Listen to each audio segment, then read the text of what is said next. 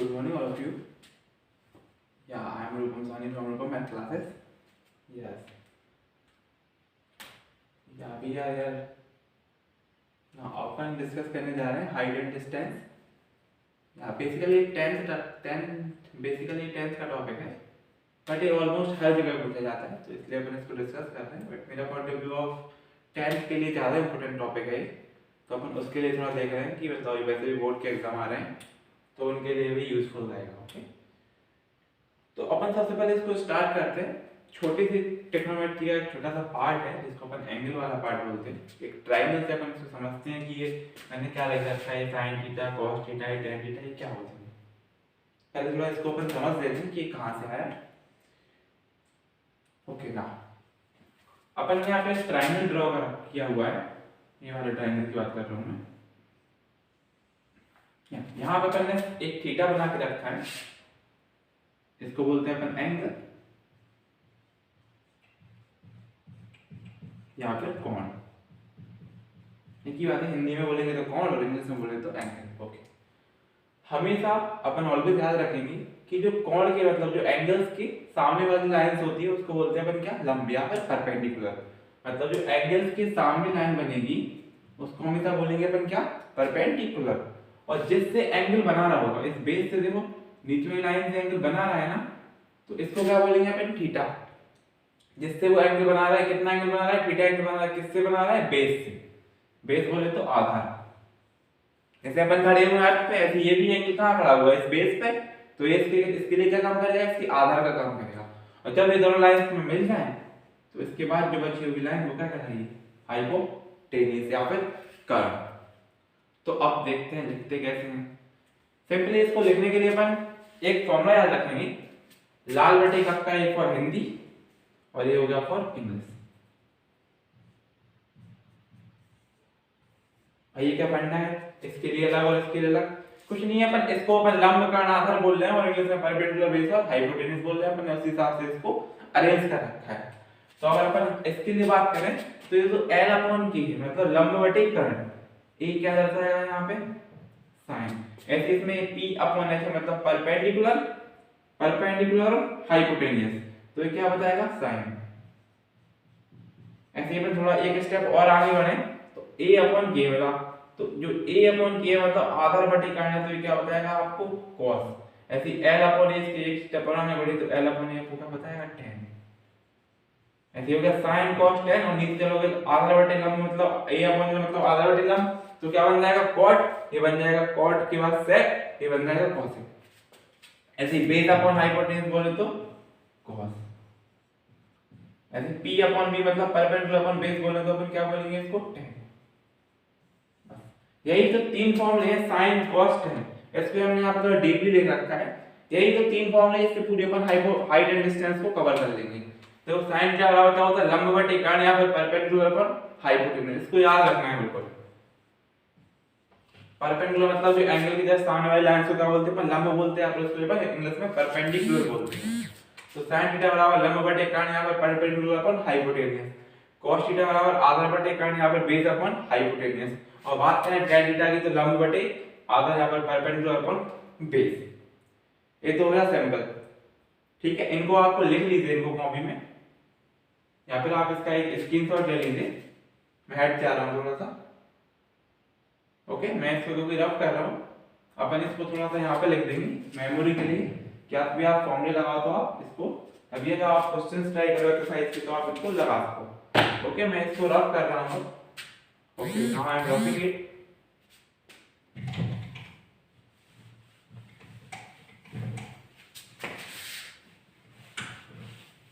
Now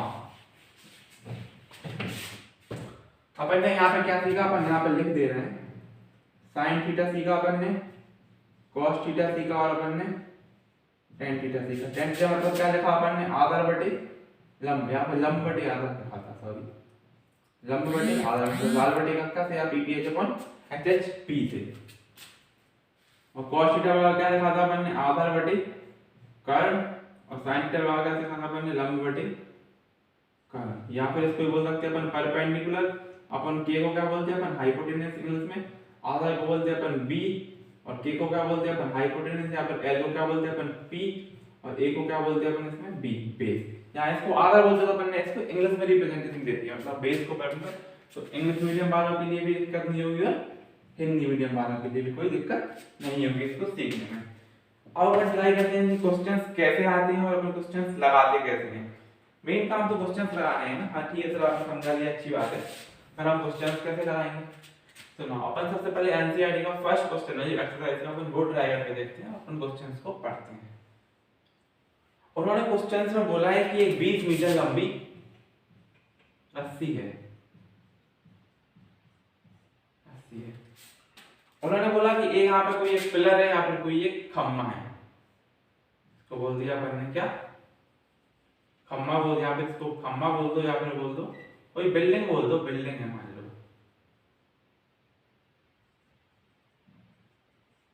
कोई ये building है।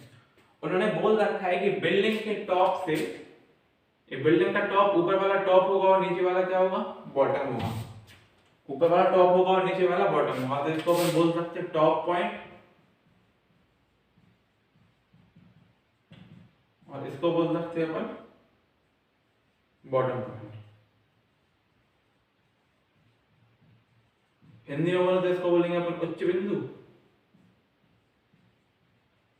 और हिंदी में इंग्लिश इसको बोलेगा, हिंदी में तो बोल देंगे अपन इसको निम्न बिंदु, यहाँ पे इसको भूतल। तीन ना होगा, मतलब या तो आप बॉटम पॉइंट बोल दो, या निम्न बिंदु बोल दो, या भूतल बोल दो। अपन जो बॉटम पॉइंट है वहां से अपन एक डॉटेड लाइन ड्रॉ करते हैं। अब उन्होंने बोला कि यहाँ से कोई दूरी पे है एक पॉइंट है जहां से आपने एक रस्सी बांधी है, रस्सी की लंबाई कितनी मीटर है, 20 मीटर, और कहां से बांधी है, बिल्डिंग के टॉप पॉइंट से, यहाँ पे बिल्डिंग के उच्च बिंदु से, यहाँ पे शिखर बिंदु से, बिल्डिंग का शिखर बिंदु यहाँ पर टॉप पॉइंट। तो टॉप पॉइंट अपन ने ये माना, तो अपन ने यहां से अपन ने इसको बना दिया, यहाँ कहीं जाके मिला तो अपन ने बना दिया। उन्होंने एंगल बोला है कितना डिग्री है, 30 डिग्री, और ए यहां से लेके यहां तक रस्सी है, तो इसकी लंबाई कितनी है, 20 मीटर। देखो हाइट एंड डिस्टेंस में सिर्फ मेन मोटिव है ना, तो डायग्राम बनाने का है। अगर आपने डायग्राम ड्रॉ कर दिया तो क्वेश्चंस का आपने 90% पार्ट सॉल्व कर दिया, बचा कितना 10%, वो अपन ट्रिग्नोमेट्री लगा के सॉल्व कर देंगे। अब देखो आपको सिर्फ ये देखना है कि हमें दिया क्या है और निकालना क्या है। आपको निकालना क्या है वो भी हम बता दे रहे हैं, top point of vertical orthograph, find the height of the pole and the angles. तो आपको इस बिल्डिंग की हाइट निकालनी है यहां से लेके यहां तक। पहली बात तो हमें बता दें कि इसको क्या बोलते हैं, इसको बोलते हैं अपन बेस, ए है आपकी हाइपोटेनियस, और ए है आपकी परपेंडिकुलर। यहाँ पर इसको बोला तो आधार, यहाँ इसको बोले अपन लंब कर्ण, और इसको बोला तो अपन लंब। अब देखो आपको थीटा दिया हुआ है, थीटा बराबर 30 डिग्री गिवन लिख देते हैं अपन। गिवन में क्या है, थीटा आपको 30 डिग्री गिवन है, और आपको क्या गिवन है, हाइपोटेनियस गिवन है, हाइपोटेनियस गिवन है कितनी, 20 मीटर। निकालना क्या है आपको, परपेंडिकुलर। परपेंडिकुलर अपन को फाइंड करनी है, ठीक है। परपेंडिकुलर को हम क्या बोल रहे हैं, यहाँ पे हमने x बोल दिया, तो हमें x की वैल्यू निकालनी है। हमने बस अपने मन से बोल दिया, x बोल दिया, y बोल दो, जो आप कमेंट करके वो बोल सकते हो, इसमें कोई बात नहीं। आप हाइपर परपेंडिकुलर को परपेंडिकुलर करें तो कोई दिक्कत नहीं है उसमें भी। तो देखो अपन अब चेक करेंगे अपन को थीटा किसमें है, तो थीटा तो भाई तीनों में। फिर अपन चेक करेंगे हाइपोटेनस किसमें है, तो हाइपोटेनस के देखो अपन कितने फॉर्म में मिले, दो, एक यहाँ पे मिला और एक यहाँ पे मिला हाइपोटेनस का। लेकिन हाइपोटेनस के अपन को क्या चाहिए, परपेंडिकुलर चाहिए। तो परपेंडिकुलर हाइपोटेनस इस फॉर्मूले में सिर्फ इसी फॉर्मूले में, तो अपन कौन सा फॉर्मूला लगाएंगे, sin थीटा। तो जैसे ही आप यहाँ पे sin थीटा का फॉर्मूला लगाओगे तो sin थीटा इक्वल टू क्या होता है, परपेंडिकुलर अपॉन हाइपोटेनस। तो sin थीटा की वैल्यू कितनी, sin 30, और परपेंडिकुलर निकालना है तो अपन ने माना था x, और हाइपोटेनस कितना है 20 मीटर। तो रख दो, sin 30 की वैल्यू कितनी होती है, 1/2। ये हम वैल्यू बता देंगे, नहीं पता होगा आप लोगों को तो यहाँ पे अपन कैची गुणा करेंगे, जिसको बोलते हैं क्रॉस मल्टीप्लिकेशन। तो 20 × 1 लिख सकते हैं इसको, बराबर x इंटू 2। जो x के मल्टीपल है वो कहाँ जाएगा, मतलब जो x का गुणांक है वो कहाँ जाएगा, 20 के नीचे। तो x बराबर कितना हो जाएगा 20/2 मतलब 10। तो आपको निकल के आया x बराबर 10 मतलब 10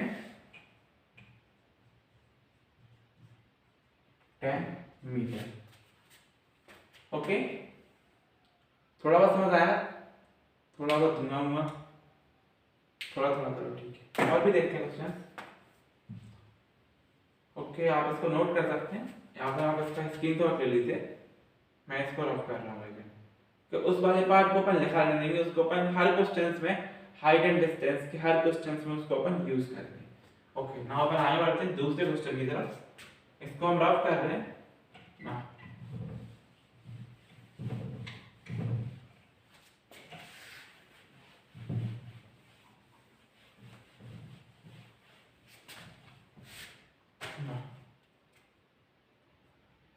दूसरा क्वेश्चन देखते हैं अपन।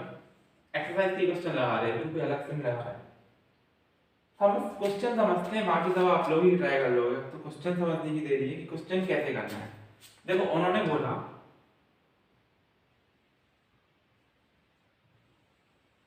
कि एक कोई ट्री था। ट्री कहाँ होगा, जमीन पे, ऑब्वियसली। ट्री कहाँ होगा, जमीन पे।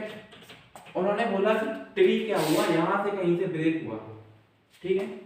होता है तो आंधी आएगी तो बीच से टूट गया।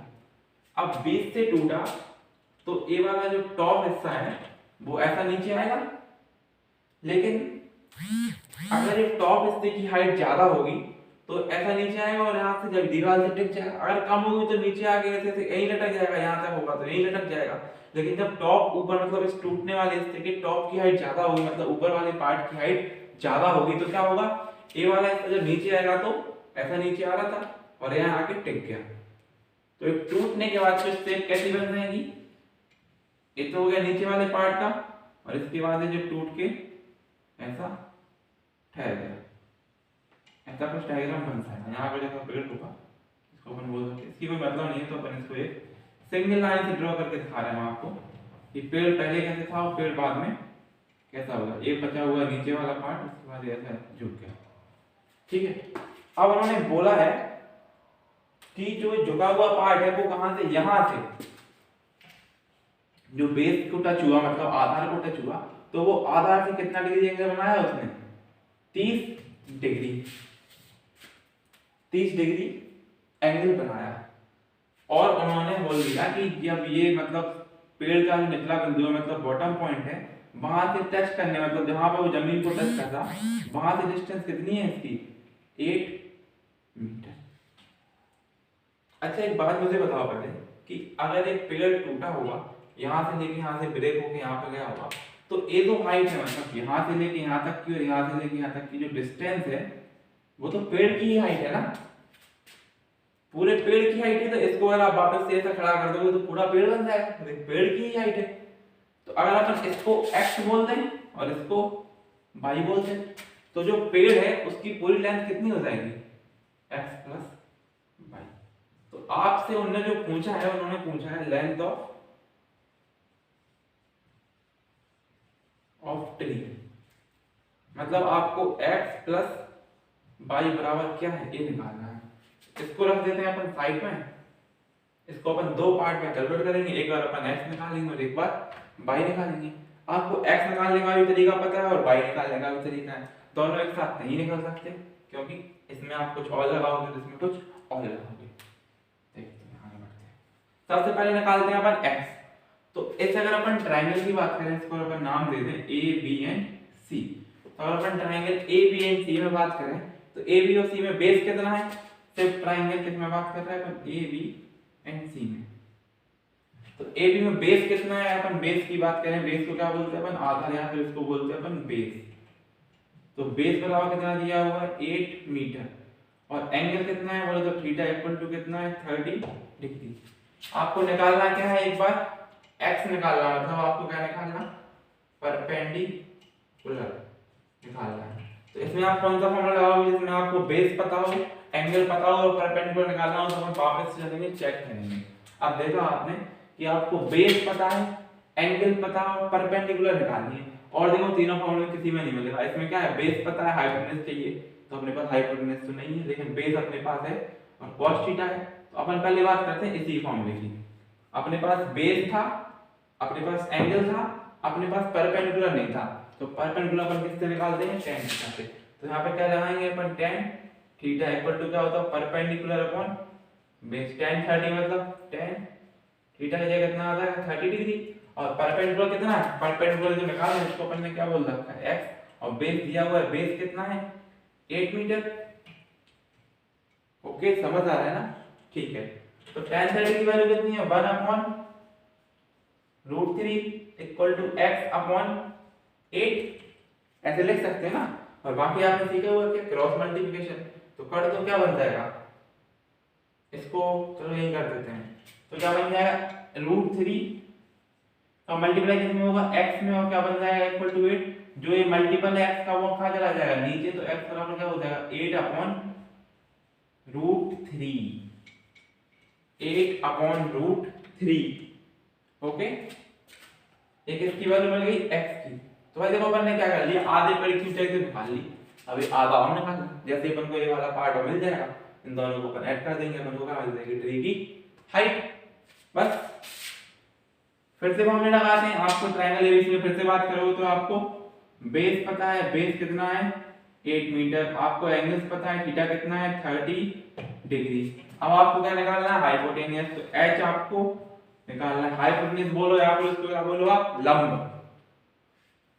हाइपोटेनियस को क्या बोलते हैं, कर्ण, कर्ण बोलते हैं। हाइपोटेनियस मतलब कर्ण, ये वाली लाइन क्या है, सबसे बड़ी लाइन होती है, इन दोनों का स्क्वायर सम को अपन हाइपोटेनियस बोलते हैं। इनको इन दोनों का मतलब आधार का और लंब का जो स्क्वायर सम का अंडर रूट होता है उसको अपन क्या बोलते हैं, कर्ण। तो अपन को निकालना है क्या है, हाइपोटेनस। आपको बेस दिया है, एंगल दिया है। देखो आधा वापस से अपन चेक करेंगे, जिसमें बेस हो, एंगल हो और हाइपोटेनस। तो अपन ने पहला चेक किया, परपेंडिकुलर था, हाइपोटेनस था, लेकिन एंगल था, तो अपन को परपेंडिकुलर तो नहीं चाहिए था, वो अपन पहले ही निकाल चुके, तो ये फॉर्मूला तो गायब। अब अपन को क्या चाहिए, हाइपोटेनस निकालनी है, तो हाइपोटेनस इसमें है और बेस भी इसमें है और cos थीटा इसमें। तो अपन क्या लगाएंगे, cos थीटा।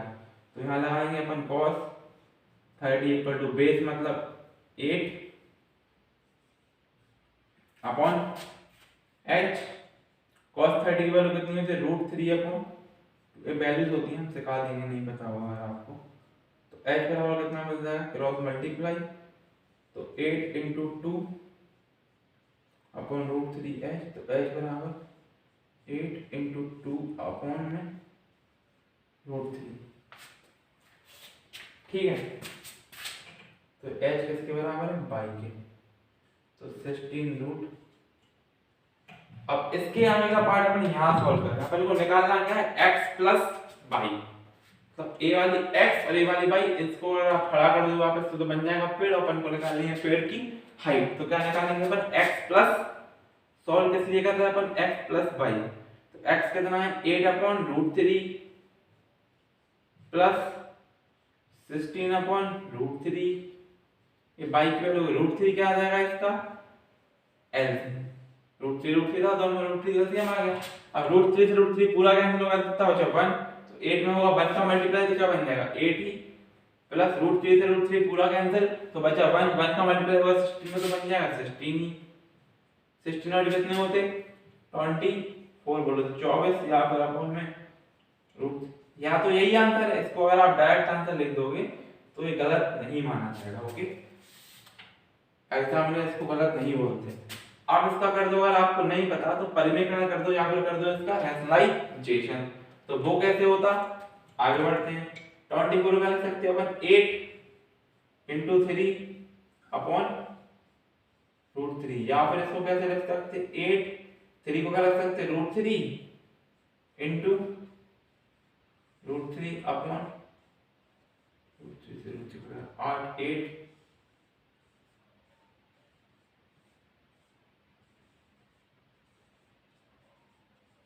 ये हो गया अपना फाइनल आंसर। आंसर ए भी है, आंसर ए भी, ये आपने रैशनलाइजेशन के बाद दिया हुआ है, और ये वाला आंसर रैशनलाइजेशन के पहले वाला के में।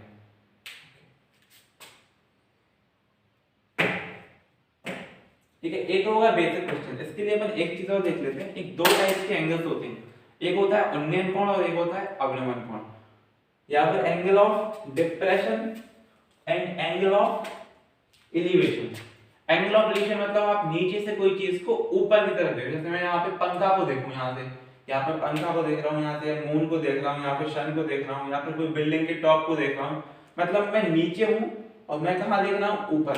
तो इसको बोलते हैं एंगल ऑफ एलिवेशन, मतलब नीचे से ऊपर की तरफ एंगल बनना है, इसको बोलते हैं अपन एंगल ऑफ एलिवेशन। अभी जो अपन सारे क्वेश्चंस किए ना वो एंगल ऑफ एलिवेशन के किए हुए हैं, इनको बोलते हैं अपन हिंदी में उन्नयन कोण, मतलब नीचे से ऊपर की तरफ देखना क्या कहलाता है, उन्नयन कोण, इसको बोलते हैं अपन एंगल ऑफ एलिवेशन। एक उल्टा होता है कि जब आप बिल्डिंग के ऊपर चले जाओ टॉप पे, फिर वहां से आप कोई नीचे आदमी जा रहा है या फिर कोई कार जा रही है उसको देखोगे तो उसको क्या बोलते हैं, एंगल ऑफ डिप्रेशन या फिर अवनमन कोण। देखो जब आप यहां हो और ये बिल्डिंग है, यहां से यहां देखोगे तो ये एंगल बोलेंगे थीटा, इसको बोलेंगे अपन एंगल ऑफ एलिवेशन। ये क्वेश्चन यही खत्म था, अपन अब आगे बढ़ रहे हैं। या फिर उन्नयन कोण, लेकिन जब आप बिल्डिंग के टॉप पे, अब जैसे मान लो अभी तो आप यहाँ खड़े थे, अब लेकिन आप कहाँ खड़े हो गए, यहाँ। अब यहाँ से आप कहाँ देख रहे हैं, नीचे की तरफ, यहाँ कोई क्या जा रही है, कार जा रही है। तो जो आप ऊपर से कहाँ देख रहे हैं, नीचे की तरफ, जो आप ऊपर से नीचे की तरफ देख रहे हो, तो यहाँ से आपके सामने लाइन क्या खींचोगे, ये वाली, आपके सामने लाइन तो यही वाली जाएगी ना। तो जो यहाँ से ये एंगल बन रहा है, ये कहलाता है क्या, angle of depression, angle of depression या फिर अवनमन कोण।